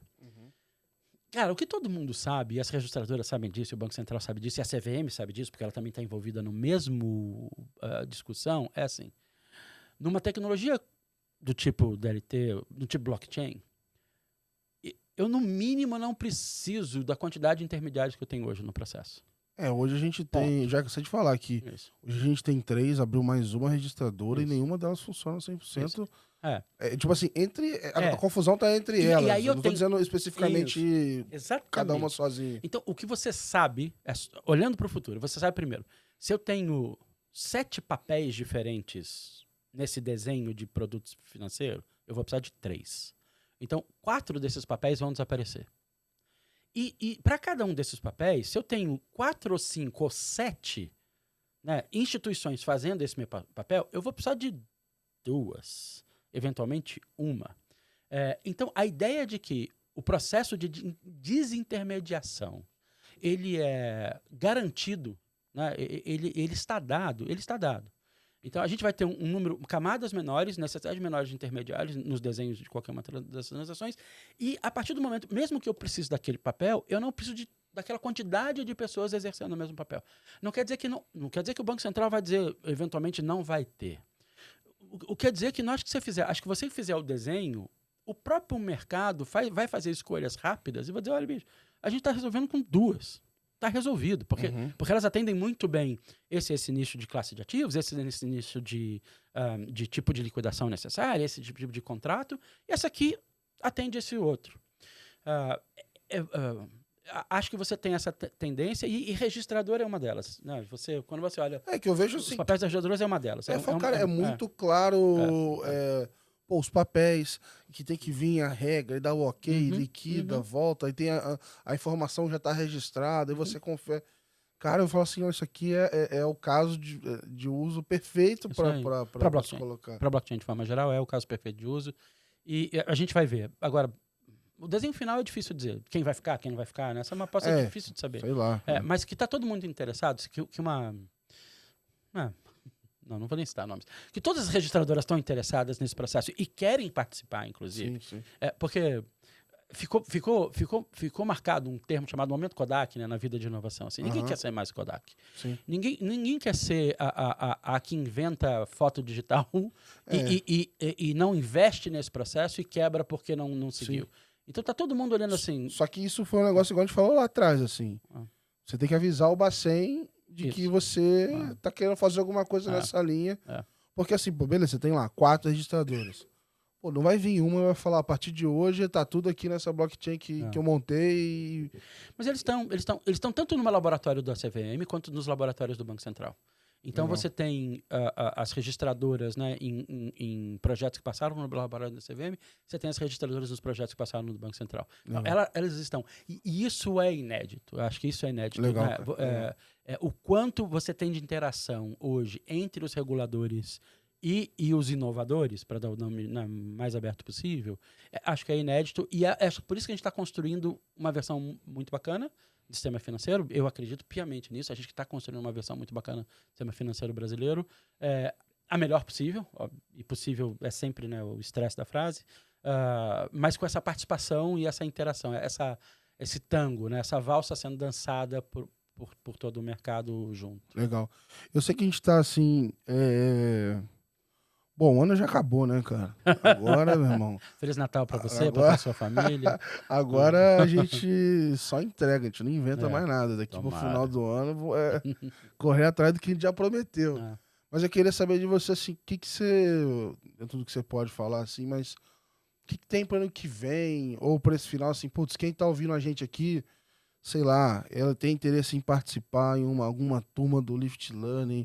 Ou de repente já tem alguma ideia, vai abrir outra, no Sandbox, qualquer um pode ir, não pode. Enfim, eu queria ajudar um pouco quem está ouvindo aqui a saber como explorar esse meio, tanto para aprender quanto para estar mais próximo também do regulador na hora de criar soluções diferentes aqui para o nosso ecossistema. Legal. Então, acho que a primeira coisa que tem que entender é que todos os reguladores têm seus laboratórios de inovação. Ou seu sandbox / laboratório de inovação. Então, a SUSEP tem, a CVM tem, o Banco Central tem. E eles são mais abertos do que parece. Essa é a questão. Você tem uma sensação de falar, eu não vou mandar esse projeto. Manda. Sabe assim, ponto, manda. Uhum. A gente viu nesse caminho, a gente conheceu muita fintech nascendo. Esse é o meu projeto, porque eu vou mandar para o Banco Central. Eu falei, meu amigo, parece... Eu vou lembrar... quando jovem, né? Não, você já tem. Exato. Não, você já tem, meu amigo. Vai lá, sabe? Você vai lá, manda o projeto. Então, todos eles têm. No caso do Banco Central, eu vou dar as datas e os nomes aos bois. O Lift Lab é um processo anual e ele abre inscrição ali em março do todo ano. Então, o trem partiu, já está chegando na estação final, no Lift Lab. Agora, a partir de fevereiro a gente começa a divulgar, março tem o processo de seleção. A gente recebe normalmente 200 e poucas inscrições iniciais, tem 60, 70 realmente bem inscritas, fechadinhas, que você fala, olha, está tudo aqui, a gente analisa normalmente essas 60, 70, e o Lift Lab não tem um número fixo de projetos que entram nas edições, mas a gente tem tido edições de 12, 8 projetos. Já teve edição de 22 projetos. Que a gente era bobo. Ou novo. Né? Há 4 anos atrás a gente era novo. Você tinha casado pouco ainda. Isso aí. A gente era novo há 4 anos atrás, a gente teve uma edição de 22 projetos. Hoje em dia, no Lift Lab, a gente está falando talvez um número mágico de 10, né? 8, 10, 12 projetos por ano.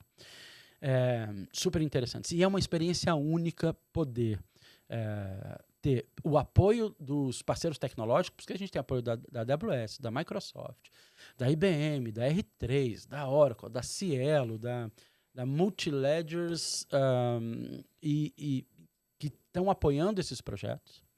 E você tem o apoio, o acompanhamento de servidores do Banco Central e da Fenasbac. E da gente da Fenasbac. A gente acompanha todos os projetos. A Fenasbac não acompanha todos 100%. Daniele Teixeira é o nome da moça. Sim, né? Você conhece bem. Sim. Quer dizer, a Dani está liderando na equipe desde o começo, e a gente tem hoje a Sara, a Larissa, o Thiago, a Carla que está lá. Então a gente tem uma equipe bacana tocando, mas do nosso lado a Dani toca todos, assim. Não sei como ela consegue, eu nem pergunto, porque se um dia ela me contar, ela vai falar assim... Você cumpre. Ela vai falar, eu tenho uma irmã gêmea, a gente trabalha as duas aqui, né? Nunca te contei, então não quero saber. Então, a gente tem esses projetos em março para mandar. O Lift Learning, ele é caso a caso, e a gente precisa de um caso de uma fintech. Então, na verdade, são alunos de faculdade. Então, de tempos em tempos, a gente abre um caso, e se você é uma fintech, se você é uma instituição financeira tradicional, digital, e tiver um caso de inovação que você queira, né, trazer o regulador e os alunos para ajudar a resolver, legal. Fala com a gente, fala com a Fenasbac. Fica aí, ó, você que está cheio de dado em casa com o Open Finance. Não tem a menor ideia do que fazer. Traz. Tem iniciação de pagamento pronta, mas não está botando em produção. Delícia, vocês, futuros encaminhadores de proposta de crédito, nós estamos falando com vocês, né? Esse aí, o GT vai ter que levar lá, porque não tá fácil. Mas a gente leva, entendeu? Tá aí. Então, manda os projetos, e a gente faz o matchmaking dos alunos e dos servidores do Banco Central. E esse é a DOC. Então, esse pode ter a qualquer momento. Legal. Pode ter a qualquer momento. E o Lift Lab, ele é, de alguma forma, uma edição especial. Desculpa, o Lift Challenge. O Lift Challenge é uma edição especial. Essa é a edição de Real Digital. Ela não vai ser reeditada ano que vem. A gente não vai ter um segundo Lift Challenge Real Digital ano que vem. Eventualmente, a gente pode ter um Lift Challenge com outro tema ou não ter. O que a gente vai ter ano que vem em relação à Real Digital são os projetos piloto. É um passo adicional, né? Já não é laboratório, a gente vai pilotar alguns projetos. A boa notícia é, o processo de escolha de projeto piloto de Real Digital começa do zero. Não interessa se você participou do challenge ou não. Então, é muito provável que os 9 projetos que participaram do Challenge, 9 mandem projetos para piloto. Eles vão dizer, olha, eu gostaria de participar do piloto. Sim. Tá ótimo, muito bom. Só que se tiver mais 20, ou mais 30, ou mais 50, ou mais 100 projetos que queiram participar do piloto, baseado na maturidade, obviamente, porque vai ser um projeto piloto, todo mundo tem que mandar. Isso deve acontecer fevereiro, março do ano que vem, de novo. Uhum. Então, essa é a segunda coisa. E do nosso Next, da FENASBAC, da aceleração da FENASBAC, o nosso batch é semestral. Então, os Lifts Lab Challenge são anuais, o nosso é semestral. A gente já está preparando o próximo semestre, a gente já está com sinalização de mais mantenedores para o ano que vem, então a gente deve ter um grupo ainda maior de mantenedores, o que significa que a gente expande os temas que a gente vai abraçar para o ano, e aí agora, no final de novembro, começo de dezembro, a gente deve sinalizar a entrada de novos mantenedores e um direcionamento de temas, porque a gente faz virada de dezembro para janeiro, a gente começa o processo de seleção. Então, essas são, acho que são das maiores dicas. Fala, conversa, manda e-mail, né? Assim, chama inovação@fenasbac.com.br. O meu é rodrigoh@fenasbac.com.br. Entra no site, entra no LinkedIn. A gente está, sei lá, né? Se você procurar, acha, gente. Não tem como não achar. Boa. E a gente orienta todo mundo que puder. Boa. E eu queria te perguntar o seguinte, com esse monte de inovação, esse monte de ideia chegando e esse mercado do jeito que tá, como é que tá esse espírito empreendedor aí? Às vezes não rola um comichão, não, cara, vou montar um negócio aqui. Pô, maneiro essa ideia aqui, cara. Tô velho. Dorme um pouquinho menos. Não, cara, não dá pra dormir menos. Assim, cara, eu tô tão feliz com o que a gente tem conseguido entregar. E não sou eu, assim, é a gente, cara. Sabe, a gente foi montando uma equipe, já falei da Dani aqui, né?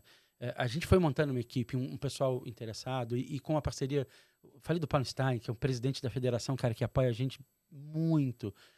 Mas a gente tem, todos os nossos presidentes, os nossos diretores, todo presidente de ASBAC tem um apoio muito grande. Então, acho que assim, sabe aquele momento que você fala assim, e no meu caso, um dia você vai fazer 50, lembra disso? Você fala, cara, eu achei que eu não ia ter essa oportunidade aos 50 anos. Eu tive aos 40 e poucos, mas eu falei, cara, eu não achei que eu ia estar mexendo com tanta coisa nova de novo. Eu mexi muito quando eu tinha 18 para 20, eu mexi muito de novo quando eu tinha 28 para 30, que foi minha carreira de consultoria. Essa sensação de que eu era útil para as pessoas, para a sociedade, para com quem eu conversava. E agora deu de novo. Então, estou super feliz, eu não vou me meter mais em nada.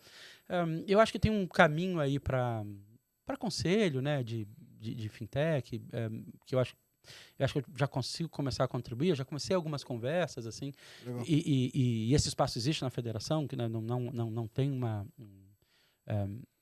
tem uma competição entre os processos que eu faço, mas eu acho que é isso, eu acho que eu espero estar acumulando conhecimento suficiente para no futuro falar menos, que eu só falei aqui, mas para o futuro falar menos e valer mais, sabe? E ser mais, né, entregar muito valor. Acho que esse é o caminho. Feliz onde eu tô e acho que consultivo menos executivo. Porra, excelente, cara, excelente. Rodrigo, eu queria te agradecer pelo tempo e o papo, cara. Muito obrigado por compartilhar aqui da tua trajetória, com toda a FENASBAC. Tenho certeza que o pessoal curtiu pra caramba, eu curti demais. Inclusive, cara, se deixar, eu fico te perguntando aqui enfim, o papo não acaba, cara. Fecha tudo, a gente continua a conversa. Então, enfim, queria te agradecer e deixar o espaço aqui pra você mandar uma mensagem final, jabá gratuito aí, ó. Pode mandar um salve pro pessoal. Super obrigado, cara. Meu jabá gratuito vai para a equipe da federação, vai para a equipe da inovação, assim, eu tive uma reunião com eles antes de vir para cá dizendo, cara, é tão bom não fazer mais nada e saber que está tudo dando certo. Então, essa é uma sensação maravilhosa poder ter essas conversas e atuar em níveis, graças a ter uma equipe super bem feita e dedicada e que é apaixonada por que faz. E a relação com o Banco Central também não é só a nossa, é isso que eu queria deixar claro. Assim, não é a FENASBAC que conseguiu uma relação especial com o Banco Central. O regulador tem essa abertura. O regulador não é esse regulador que a gente foi ensinado a achar aquele tio com cara má, né? De cara de mal. Ele não tem mais isso. Os reguladores são todos eles muito abertos. A CVM é muito aberta, a SUSEP é muito aberta, o Banco Central é muito aberto. É só achar o lugar correto, né, para ter essa abertura. Não sei quando isso vai ao ar, mas se vocês estiverem ouvindo a gente, dia 16 de novembro, a gente tem um super encontro em Brasília. As inscrições estão abertas, tem post lá da federação e o meu. Boa, Acho que é uma discussão de real digital interessante. A gente é meio doido, é um evento presencial, 100% presencial, não transmitido na hora. A gente, né, vai tentar a interação mais profunda de quem está lá, mas fiquem tranquilos, depois a gente libera para quem quiser assistir. Mas é um super evento, quem puder estar lá 16 de novembro. Você já é convidado, tá aqui, oficial. Vou botar o link todo na descrição legal. aqui também, pessoal. Valeu, maravilha. Boa. Pessoal, e é isso. Então, vocês que acompanharam até agora, dê essa força aí de dar o like, compartilha aí nos grupos, ajuda pra caramba aqui na Let's Open. E é isso. Obrigado por acompanhar mais uma vez e vejo vocês no próximo episódio. Valeu, um grande abraço.